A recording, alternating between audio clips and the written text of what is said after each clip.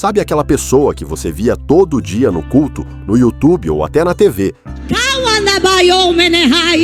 Porque quinta-feira já tem resultado de vitória. Quinta-feira já tem testemunho. Sempre bem vestida, cheia de autoridade, dizendo que Deus tinha prosperado tudo na vida dela. O que passou, chega de chorar. Eu vou dar a volta por cima. Agora imagina essa mesma pessoa, sem igreja, sem dinheiro e, em alguns casos, até atrás das grades. Você é uma condenada por ser mandante de um homicídio. Sim. Do seu próprio esposo. No Brasil, fé e dinheiro sempre caminharam muito perto. Muita gente doa o que não tem, acreditando na promessa de vitória. Confia porque vê o sucesso estampado no altar e acredita que aquilo é prova de que tudo está dando certo. O que quase ninguém conta é o que acontece quando esse império começa a rachar. Hoje você vai conhecer 7 pastoras famosas que chegaram ao topo. Algumas eram milionárias, algumas eram idolatradas, algumas pareciam simplesmente intocáveis. Só que uma por uma viram tudo desmoronar. Igrejas vazias, contas bloqueadas, ministérios fechados e reputações destruídas. E não, essa não é uma história sobre fé. É uma história sobre poder, dinheiro e o preço que se paga quando tudo isso sai do controle. A primeira dessa lista chocou o Brasil inteiro. E a última vai fazer você pensar 2 vezes antes de confiar cegamente em quem sobe num altar. Então já deixa o like, se inscreve no canal e se prepara, porque a queda começa agora. Durante muito tempo, a história parecia perfeita demais para ser questionada. Uma mulher que dizia ter saído da pobreza, adotado dezenas de crianças, transformado sofrimento em missão e construído um ministério baseado em amor, fé e superação.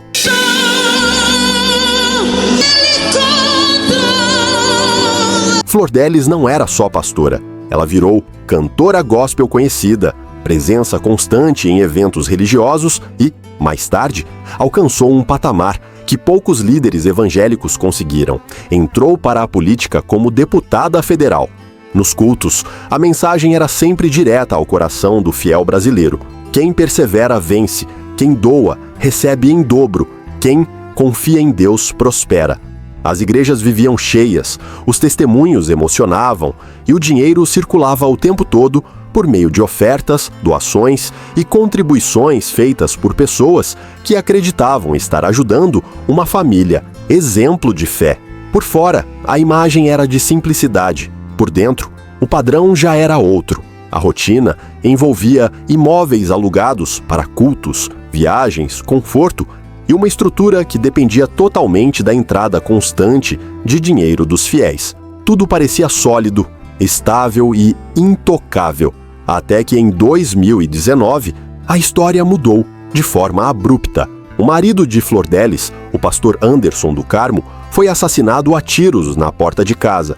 No início, a versão apresentada era de assalto, mas rapidamente as investigações começaram a apontar contradições, depoimentos confusos e um enredo muito mais grave do que parecia. Em pouco tempo, aquela mulher que pregava sobre família, obediência e amor passou a ser investigada como a possível mandante do crime. A partir daí, a queda foi rápida e implacável. O mandato político foi cassado, o nome virou sinônimo de escândalo e o ministério começou a ruir. Igrejas foram fechando uma a uma, pastores se afastaram, fiéis deixaram de aparecer. Aquela estrutura gigantesca que parecia indestrutível simplesmente desmoronou. Em 2022 veio a condenação. 50 anos de prisão. Flor Delis perdeu tudo: o cargo, o prestígio, o ministério e o patrimônio. Bens foram bloqueados pela justiça e a família ficou mergulhada em dívidas, com contas básicas atrasadas e risco real de perder a própria casa. Hoje, Flor Delis cumpre pena em regime fechado, longe dos palcos, longe do altar e longe de qualquer influência. Porque se eu olhar para a sentença humana, eu vou dizer que é o meu fim. Eu fui sentenciada a uma prisão perpétua por causa da minha idade. Da pastora famosa que arrastava multidões, restou apenas um nome ligado a um dos crimes mais chocantes do país. Uma história que deixa uma pergunta difícil de ignorar. Quantas pessoas ajudaram a construir esse império sem nunca imaginar como tudo isso terminaria? A história de Renálida Lima mostra que, hoje em dia, não é preciso ter um templo gigante para construir um ministério milionário. Basta um celular, uma boa conexão com a internet e um discurso que acerte em cheio quem está do outro lado da tela. E clamo, eu te apresento todas as áreas da minha vida, crendo que tu és o Deus que vai entrar com providência. Foi assim que ela explodiu nas redes sociais, reunindo milhares de pessoas em cultos online, lives de oração e transmissões ao vivo que misturavam fé, emoção e pedidos diretos de contribuição. O formato era simples e extremamente eficaz. Durante as lives, Renálida convocava os fiéis a fazerem doações imediatas, muitas vezes via Pix, associando o valor à idade da pessoa, a um voto espiritual ou a uma promessa de transformação financeira. Para muita gente, aquilo era um teste de fé. Para outros, começou a soar como pressão emocional. Enquanto o público crescia, o estilo de vida também mudava. Roupas caras, acessórios de grife, viagens e uma rotina bem distante da realidade da maioria dos seguidores passaram a aparecer com frequência nas transmissões. Foi aí que a chave virou. O que antes era admiração começou a se transformar em desconfiança.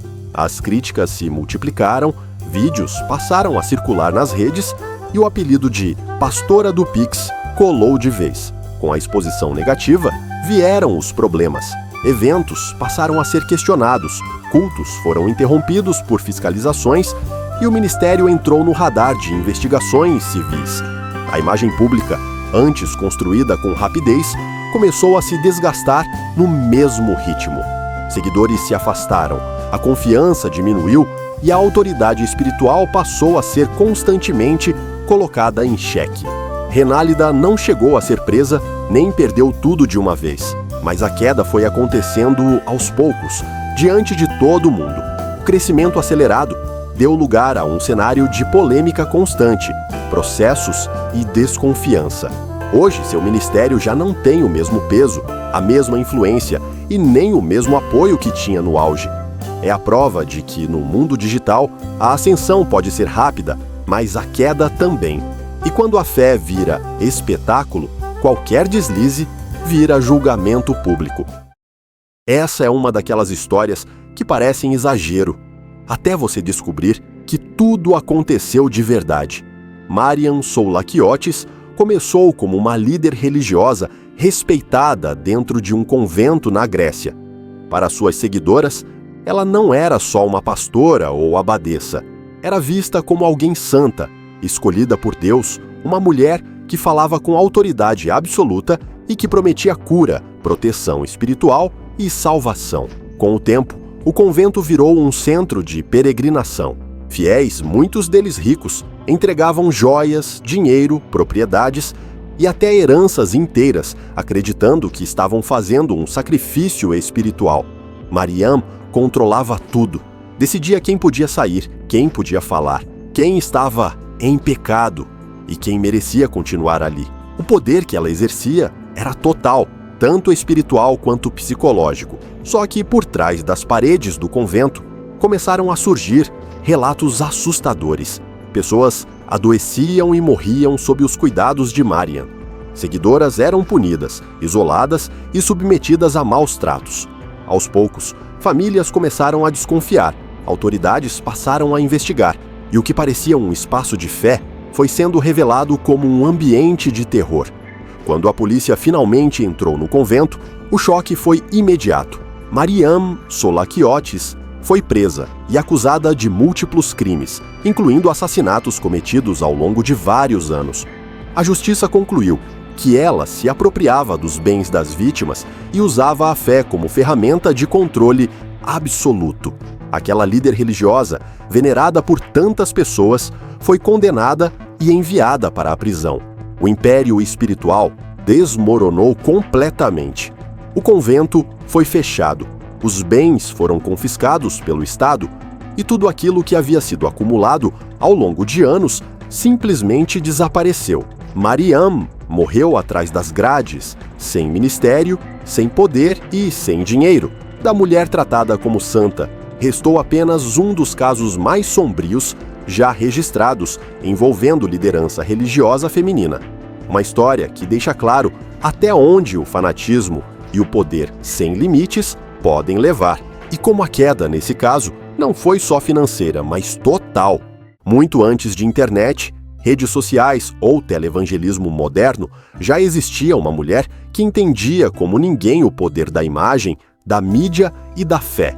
Aimee Semple McPherson foi, literalmente, a primeira pastora celebridade da história. Nos anos 1920 e 1930, ela arrastava multidões, lotava templos gigantescos e falava para milhares de pessoas pelo rádio, algo completamente revolucionário para a época. O sucesso foi enorme. Aimee construiu um megatemplo, criou programas religiosos de alcance nacional e se tornou uma das figuras mais conhecidas dos Estados Unidos. Onde ela chegava, chamava a atenção. A mensagem era forte, o carisma era inegável e o dinheiro começou a entrar em volumes nunca vistos antes para uma líder religiosa mulher. Para muitos fiéis, ela era prova viva de que Deus prosperava quem estava no centro da vontade divina. Só que a fama cobra um preço. No auge da popularidade, Aimee se envolveu em um escândalo que abalou profundamente sua imagem. Um desaparecimento misterioso, versões contraditórias e rumores de um relacionamento secreto tomaram conta dos jornais. Mesmo sem condenação judicial, a confiança do público nunca mais foi a mesma. A partir dali, a autoridade de Aimee começou a escorrer pelos dedos. O ministério continuou existindo, mas o controle já não estava totalmente em suas mãos. Aos poucos, ela foi perdendo espaço, perdendo protagonismo e sendo afastada do centro das decisões.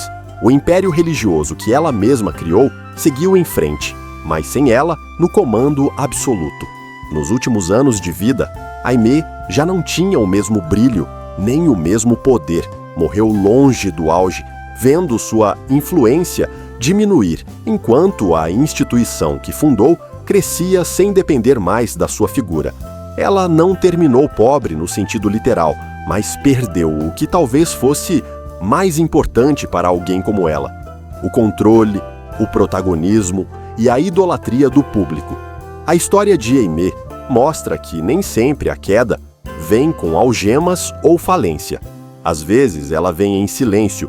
Quando a fama passa, o palco esvazia e a pessoa percebe que já não é mais indispensável. Se no Brasil a queda da Flor Delis foi pública e barulhenta, nos Estados Unidos uma outra pastora construiu um império ainda maior e muito mais sombrio. Michelle Brannon ficou conhecida no meio religioso americano como uma líder carismática, firme no discurso e extremamente convincente quando o assunto era prosperidade espiritual e financeira. Seu ministério cresceu rápido, impulsionado por transmissões religiosas, ligações diretas com fiéis e campanhas constantes de doação. A lógica era simples e poderosa.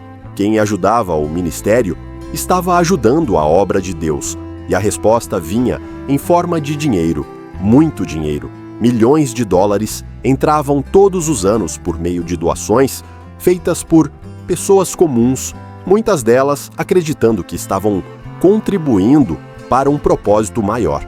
Enquanto isso, Michelle passou a viver um padrão de vida completamente fora da realidade da maioria desses fiéis. O luxo não era escondido. Mansão, carros caríssimos, estrutura digna de celebridade. Por fora, tudo parecia sucesso, bênção e prosperidade. Só que por trás das portas fechadas, a realidade era outra. Investigações federais revelaram que dezenas de pessoas ligadas ao ministério viviam praticamente confinadas, trabalhando por longas horas em call centers religiosos, sob pressão psicológica e ameaças espirituais, sem salários adequados e sem liberdade real para sair. A fé, que para muitos era esperança, virou ferramenta de controle.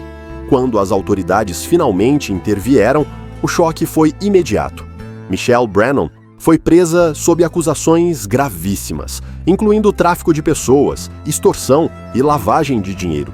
O que antes era tratado como obra espiritual passou a ser investigado como uma organização criminosa disfarçada de igreja. Com a prisão, o castelo desabou, contas foram bloqueadas, bens colocados sob investigação, mansões perderam o brilho e o ministério entrou em colapso. A líder, que vivia cercada de luxo, passou a responder à justiça e perdeu, praticamente da noite para o dia, tudo aquilo que havia construído. Hoje, Michelle aguarda julgamento com restrições severas. O dinheiro sumiu, o poder evaporou e o império religioso, que parecia intocável, virou exemplo de até onde a fé pode ser manipulada quando se mistura com ambição sem limites. Uma queda que deixou marcas profundas, não só na líder, mas em todos que acreditaram e pagaram o preço. Nem toda pastora famosa constrói um império com templos gigantes ou cultos televisionados. Algumas fazem isso de um jeito muito mais silencioso e, justamente por isso, mais perigoso. Mary Ellen Tracy surgiu como uma líder religiosa alternativa nos Estados Unidos, apresentando uma proposta que misturava espiritualidade, libertação pessoal e uma interpretação completamente fora do padrão do que a maioria das pessoas estava acostumada a ouvir dentro de uma igreja. O discurso era sedutor. Ela se colocava como alguém escolhida para conduzir as pessoas a um nível mais elevado de consciência espiritual, prometendo cura emocional, libertação de traumas e uma conexão direta com o divino.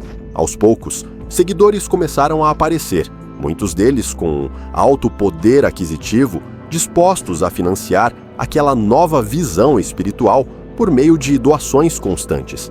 Com a fama, vieram entrevistas, reportagens e curiosidade pública. O grupo cresceu, os rituais ficaram cada vez mais controversos e a linha entre fé e abuso começou a desaparecer. O que antes era vendido como prática espiritual passou a chamar a atenção das autoridades, que começaram a investigar o que realmente acontecia dentro daquele círculo fechado. Quando a verdade veio à tona, o choque foi imediato. Mary Ellen Tracy foi presa e condenada por crimes ligados à exploração de pessoas dentro do próprio grupo religioso. Aquilo que ela chamava de fé e libertação foi enquadrado pela justiça como abuso, manipulação e crime. A queda foi total. A igreja deixou de existir, os seguidores desapareceram e o nome que antes era defendido com devoção virou sinônimo de escândalo. Sem ministério, sem prestígio e sem a estrutura financeira que a sustentava, Mary Ellen passou do centro das atenções para o completo anonimato. Hoje, ela vive longe dos holofotes, sem influência religiosa e sem qualquer sinal do poder que um dia exerceu. Uma história que mostra como, quando não há limites, a fé pode ser usada como ferramenta de controle. E como a queda, nesse tipo de caso, costuma ser silenciosa, mas definitiva. A última história da lista é diferente das outras. Não tem prisão, não tem manchete policial e nem escândalo criminal explícito. Mas tem algo que, para quem vive de púlpito e influência, pesa quase do mesmo jeito: o esquecimento. Valnice Milhomens foi, durante décadas, um dos nomes mais respeitados do meio evangélico brasileiro. Seus eventos lotavam, suas palavras tinham peso e sua autoridade espiritual raramente era questionada. No auge, Valnice era referência. Convites constantes, viagens, livros vendidos, ministério sólido e uma base fiel que enxergava nela uma liderança forte e inquestionável. Tudo indicava que aquele espaço no topo estava garantido, mas o tempo passou, o cenário evangélico mudou, novas lideranças surgiram e a influência, que antes era central, começou a diminuir. Sem um escândalo específico, a queda foi silenciosa. Vieram críticas teológicas, questionamentos sobre discursos e um desgaste natural de imagem. Aos poucos, Valnice deixou de ocupar o centro do palco.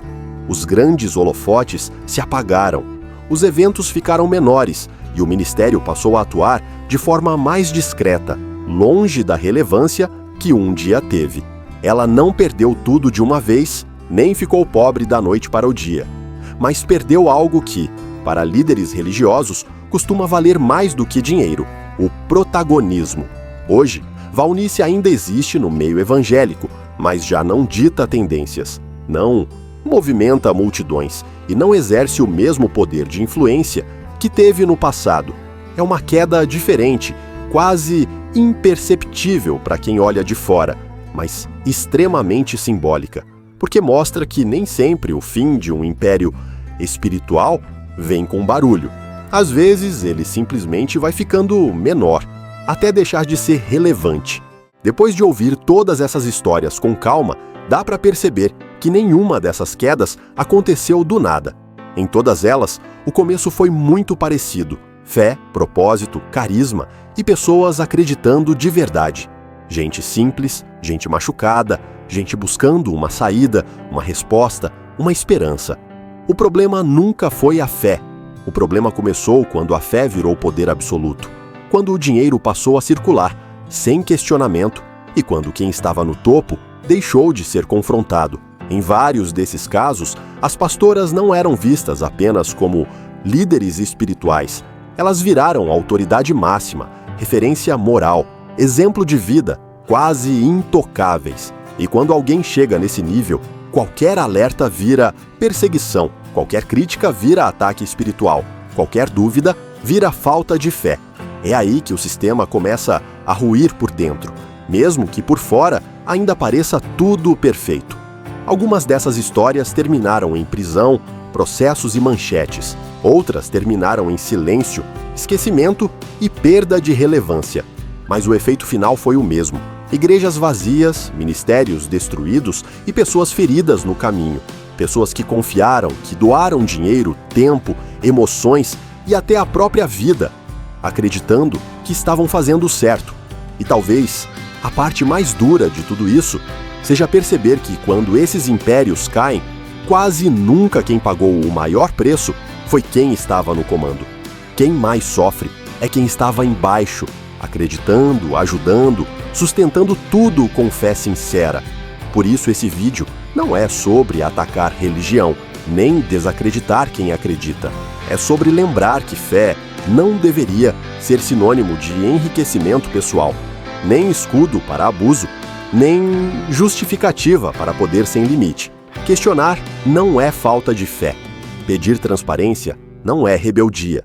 E desconfiar de quem nunca pode ser questionado é muitas vezes sinal de maturidade espiritual. Agora eu quero ouvir você. Qual dessas histórias mais te chocou? Qual delas te fez repensar alguma coisa? Você acha que essas quedas aconteceram por ganância, por falta de limites ou porque ninguém teve coragem de dizer não na hora certa? Deixa seu comentário aqui embaixo, porque essa conversa precisa existir. Se esse vídeo te fez refletir, deixa o like, se inscreve no canal e ativa o sininho. No próximo vídeo, a gente vai falar de líderes religiosas que ainda estão no topo, com milhões seguindo, dinheiro entrando, mas cercadas de sinais de alerta que muita gente prefere ignorar. A gente se vê no próximo vídeo.